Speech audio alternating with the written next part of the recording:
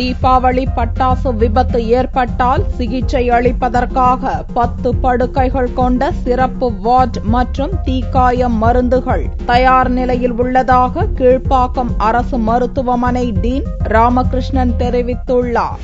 தீபாவளி பண்டிகையையொட்டி பட்டாசு வெடிக்கும் போது கடைபிடிக்க வேண்டிய நடைமுறைகள் மற்றும் தற்காப்பு நடவடிக்கைகள் பற்றி பள்ளி மாணவர்களுக்கு விளக்கும் விதமாக சென்னை கீழ்ப்பாக்கம் அரசு மருத்துவமனை தீக்காயம் மற்றும் ஒட்டுறுப்பு அறுவை சிகிச்சை துறை சார்பில் விழிப்புணர்வு நிகழ்ச்சி நடத்தப்பட்டது. தீக்காயங்கள் ஏற்பட்டால் உடனடியாக காயம்பட்ட இடத்தில் குளிர்ந்த நீரை விட வேண்டும் எனவும் இங்க், எண்ணெய் மற்றும் களிம்பு பொருட்களை எக்காரணங்களை கொண்டும் தடவக்கூடாது எனவும் எடுத்துக் கூறப்பட்டது.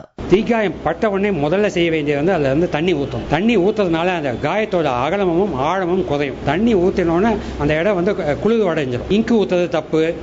சில பேர் மஞ்சள் தடவுறது, ஆயில் ஊற்றுறது, இந்த மாதிரி திங்ஸை எடுத்து மேலே ஊற்றக்கூடாது. ஐஸ் போடக்கூடாது. நம்ம வீட்டில் இருக்கிற ஒரு சுத்தமான ஒரு வேட்டியோ இல்லை ஒரு டவலோ எடுத்து அதை சுற்றி கையில் காலில் அடிபட்டுனா அந்த பகுதியை உயர்த்தி நம்ம மருத்துவர்கிட்ட கொண்டு போய் காமிக்கணும். தீபாவளி பண்டிகையையொட்டி பட்டாசுகள் வெடிக்கும் போது எதிர்பாராத விதமாக தீக்காயம் ஏற்பட்டால் அவர்களுக்கு சிகிச்சை அளிப்பதற்காக கீழ்ப்பாக்கம் அரசு மருத்துவமனையில் 10 படுக்கைகள் கொண்ட சிறப்பு வார்டும் தீக்காயங்களை குணப்படுத்துவதற்கு தேவையான மருந்து மாத்திரைகள் தயார் நிலையில் உள்ளதாகவும் கீழ்ப்பாக்கம் அரசு மருத்துவக் கல்லூரி மற்றும் மருத்துவமனை டீன் ராமகிருஷ்ணன் தெரிவித்தார்.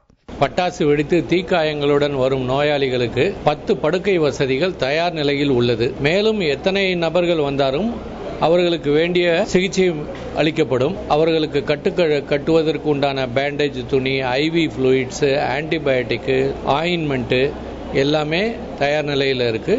மருத்துவர்களும் எந்த நிலையிலும் ரெடியாக இருக்கிறாங்க உடனடியாக சிகிச்சை கொடுப்பதற்கு. தற்காப்பு நடவடிக்கைகளை கடைபிடித்தால் தீபாவளி பண்டிகையை மகிழ்ச்சியாக கொண்டாடி மகிழலாம் என்று மாணவர்களுக்கு அறிவுறுத்தப்பட்டது.